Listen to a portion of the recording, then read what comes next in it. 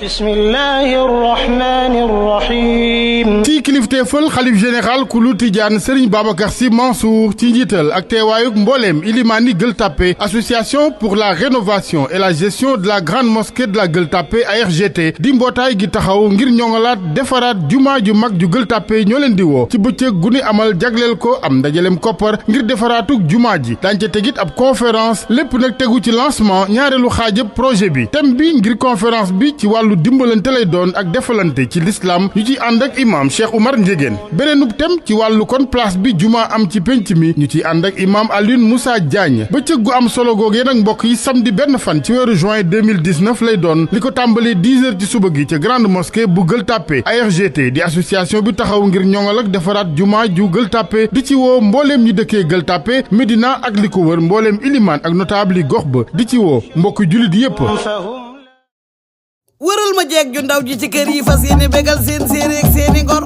ku la teral de laa indi fii la juddoo fii la màgge fi la nu ko defee 100% la sénégalais abattoir baa ngi nii ci jar bisimilahi lay dégg doo ko lewet ñi koy defar ngi nii taxaw e fii la nuy suqee jigéen ñi ambale ba yax ba kër masar xale yaa ngay xëy di liggéey xanaa kerey na emploi lii lépp sëni baa ko def teral ak rafet te sat ak a tànn te gaaw a ñor ak rafet te sat ak a tànn te gaaw a ñor am na kiwis am na el am na balampule am na tampilon teg naa ci sisi xanaa mu kompale mën a gisatoo benn jeeg yore ñaari tànkum ginaar su ci seen dal ci kaw taal ne damay falaame dump yi ayaw loolu jeex na fi bu la teral da koy tere teral teraanga rekk la lii lépp sa di maa ko def war yow maa ngi ciy liggéey oy yaay lakk naa ko ñam leen seet boo si ñamee ñamal xale yi tufe naa ko ñam leen seet boo si ñamee ñamal mën a jël leen de gis te ko boo si ñamee ñamal teral teraanga rekk la ak bu la teral loo wax mu neex loo togg mu jeex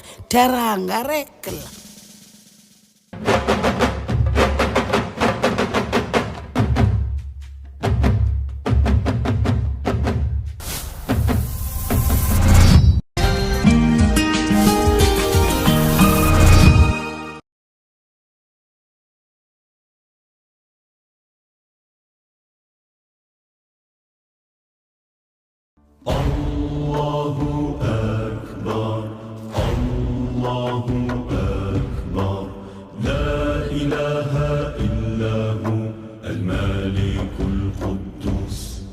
أعوذ بالله من الشيطان الرجيم بسم الله الرحمن الرحيم والصلاة والسلام على أشرف المرسلين سيدنا محمد صلى الله عليه وسلم رب اشرح لي صدري ويسر لي أمري واحلل عقدة من لساني يفقه قولي سدد لساني نوّر جناني صفي أماني وزد برائي.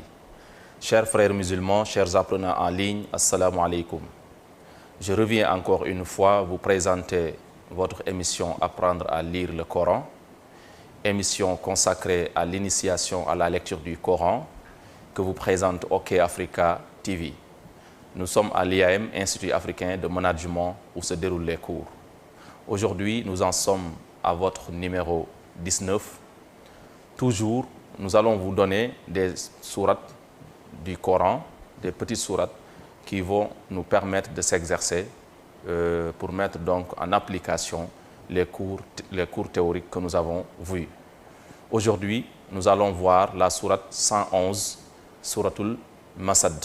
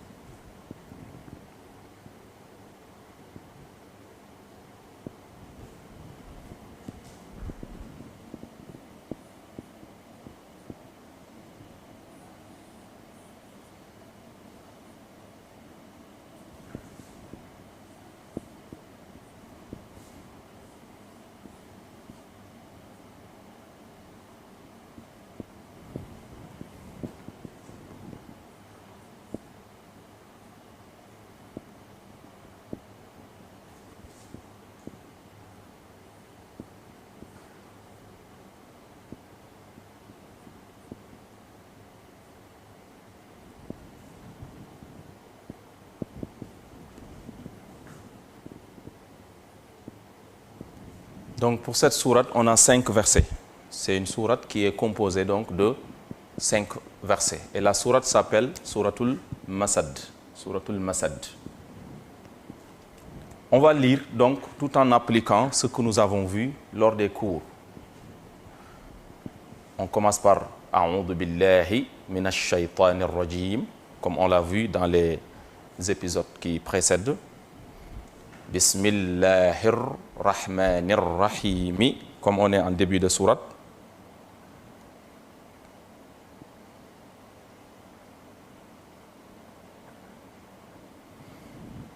Donc on va lire Tabbat. Il faut insister sur toutes les notions que nous avons vues.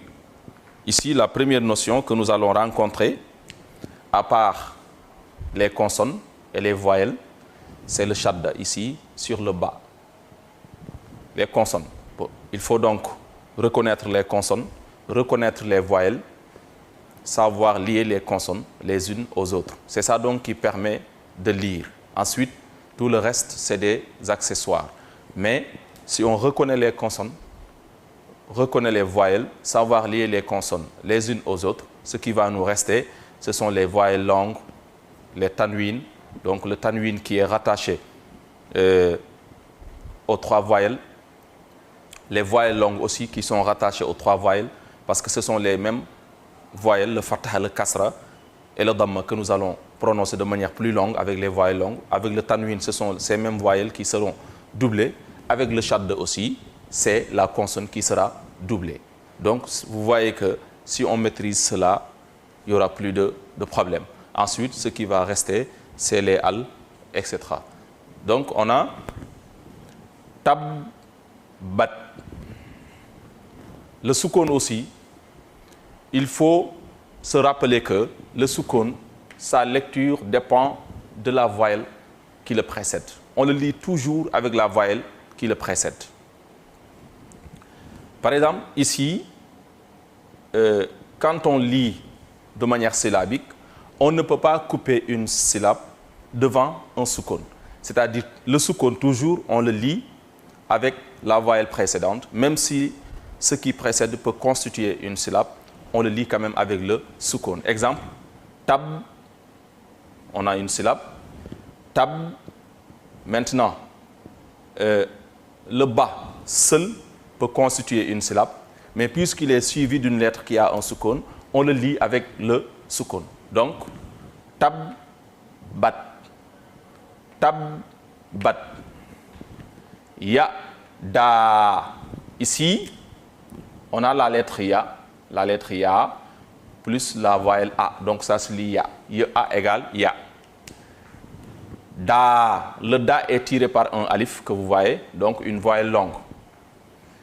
Et sur le alif, ce que vous voyez, c'est un madda. C'est un signe aussi qui sert à tirer. Donc, quand vous voyez une lettre qui est tirée, et sur le alif, le waw ou le ya qui tire, il y a un madda, il faut donc tirer doublement cette lettre. Ça veut dire ici, il faut dire ya, da. Au lieu de dire ya, da, quand on dit ya, da, on a déjà tiré. Mais puisqu'il y a le madda, il faut tirer doublement. Ya, da, a, bi. Ça, c'est un ya, même si vous ne voyez pas les 2 voyelles. Si vous ne voyez pas les 2 points en bas, parce que souvent dans le livre du Coran, le ya écrit sous sa forme initiale, ou bien quand il sert à tirer, on ne met pas les 2 points en bas. C'est pourquoi donc on veut se conformer au livre, mais considérer ça comme un ya. Donc, a, bi, la, he, bin. La, he, bin. Wa, tab, ba. Wa, tab, ba. Ma, on a encore un madda sur le alif qui tire. Ar, na, an, hu, ma, lu, hu, wa, ma, ka, sa, ba. Sa, yas, la. Ici, on a le fatha qui est tiré et qui est tiré par le ya. Pour la règle, le alif tire le fatha, le ya tire le kasra et le waw tire le damma. Mais parmi les exceptions pour ce qui concerne le fatha, on avait vu que quelquefois le ya, sans les 2 points en bas, peut tirer le fatha. Et dans ce cas aussi, souvent, on a un alif flottant, quand il s'agit du Coran, on a un alif flottant sur le ya, donc qui, à titre indicatif, nous édifie donc sur la nature de ce ya. Donc, sa, yas, la, na, ran, za, ta, la, he, bin.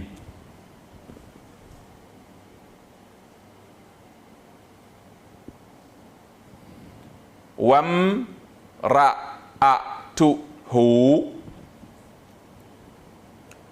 Avec wam, ra, a, tu, hu, on a un alif de liaison sur lequel on a beaucoup insisté lors de son étude. Le alif de liaison, souvent, il accompagne le lam pour constituer l'article défini, le, la, les, l apostrophe en français. Dans ce cas, sa lecture dépend de sa position dans le verset et de la lettre qui suit le lam, quand il est avec le lam. Mais n'oubliez pas que on peut voir le alif de liaison sans le lam. Dans ce cas, il ne constitue pas un article défini. Mais il vient juste donc servir de liaison. On l'appelle en arabe hamzatul wasli, hamzatul wasl. Dans ce cas aussi, il peut se lire, il peut ne pas se lire. Il se lit en début de verset. Il se lit en début de verset et il ne se lit pas en milieu de verset. Et pour ce cas, il n'est pas en début de verset, donc il ne se lit pas. On va dire donc wam, ra, a, tu, hu. Ici, on va lire comme si le alif al-wasl, le alif de liaison, n'était pas présent. Donc, phonétiquement, on ne sent pas sa présence. Mais physiquement, il doit apparaître. Parce que c'est un élément donc, qui est nécessaire pour le mot. Wam, ra, a, tu, hu.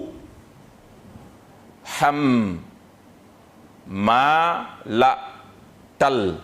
On a un al. Maintenant, il y a un autre cas. Ici, on avait le alif de liaison sans le lam. Maintenant, on a le alif de liaison, c'est-à-dire le hamzatul wasl avec le lam. Là où il constitue un article défini qui définit le mot. Dans ce cas aussi, on avait dit que sa lecture dépend de sa position dans le verset. En début de verset, on le lit A. En milieu de verset, on ne le lit pas, comme c'est le cas ici. Donc, hammala tal. Vous allez suivre la flèche. Ici, du ta, on va directement au lam qui suit le alif de liaison. Donc, en sautant le alif al-wasl qui ne se lit pas. Hammala tal ha ta bi. Fi, ça c'est un ya qui tire le fi. Même si vous ne voyez pas les 2 points, c'est un ya, puisque généralement, comme j'ai dit tout à l'heure, dans le livre du Coran, on ne met pas les 2 points quand le ya est comme ça. Donc, fi, ji, di, he, hab, lun,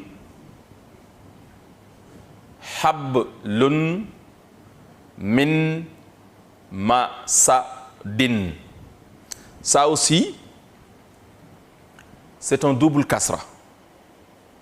On l'écrit comme ça dans le livre du Coran. Donc, je préfère écrire exactement comme le fait le livre pour que quand vous avez le livre, vous n'ayez pas de problème. On l'écrit comme ça. Donc ici, on a un kasra.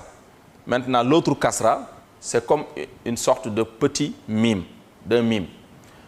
Pourquoi? Parce que ça fait référence à la lettre qui suit, qui est en bas. Ici, on est en fin de sourate. Et à chaque fin de sourate, on commence une autre sourate. Donc, et chaque sourate commence par Bismillahir Rahmanir Rahim. Donc, après min, ma, sa, din, la lettre qui suit et qui commence le Bismillahir Rahmanir Rahim, pour la sourate suivante, est un ba. Et à chaque fois qu'on a le tanwin suivi de la lettre ba, c'est-à-dire on remplace l'une des deux voyelles en mime, ce qu'on appelle la substitution al-iqlab. Nous allons voir ça donc plus clair quand on commencera à appliquer les règles de tajwid. Mais rappelez-vous que pour le moment, on n'applique pas les règles de tajwid, on fait une lecture basique pour vous permettre d'abord de lire initialement, de reconnaître les consonnes, les voyelles, savoir lier les lettres les unes aux autres, reconnaître donc tous les éléments, après avoir engrangé tous les éléments qui vous permettent de lire. On va maintenant intégrer les notions de tajwid. Mais pour le moment, on fait une lecture basique. On va répéter la sourate. A'udhu billahi minash shaytanir rajim. Bismillahir rahmanir rahim. Tabbat. Tabbat. Yada. Tabbat. Tabbat. Tabbat. Yada. Yada. Abi. Abi. Lahabin. Lahabin. Wa tabba. Wa tabba. Verset 1. Donc, fin du premier verset. Ma arna. Ma arna anhu. Anhu. Maluhu. Maluhu. Wa ma kasaba. Wa ma kasaba. Sayasla. Sayasla. Naran. Naran. Zata. Zata. Lahabin. Lahabin.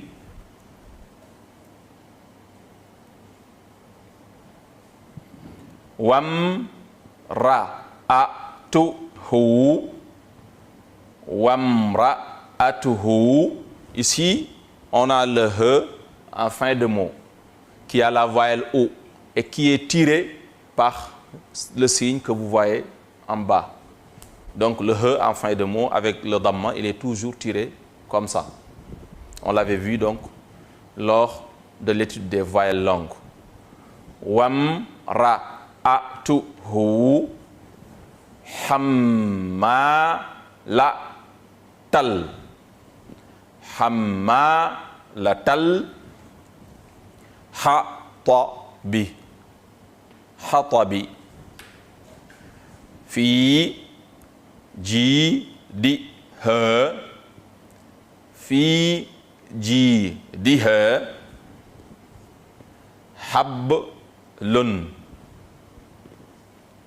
Hablun. Min masadin.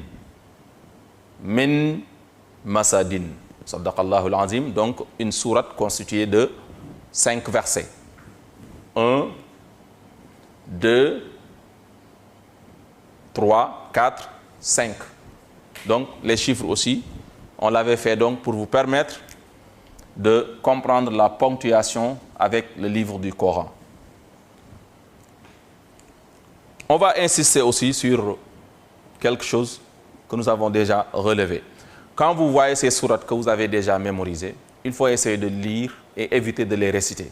Parce que si vous les récitez, vous allez continuer avec vos erreurs. Mais si vous lisez, cela va vous permettre de corriger les erreurs que vous commettiez avant. Et si vous lisez, si vous essayez de lire, vous allez constater beaucoup de différences, comme je l'ai dit, entre ce que vous disiez et ce que vous devriez dire. Merci, c'était donc votre émission Apprendre à lire le Coran, épisode numéro 19. Bonne suite du programme. Allahu Akbar, Allahu Akbar, La ilaha illa hu.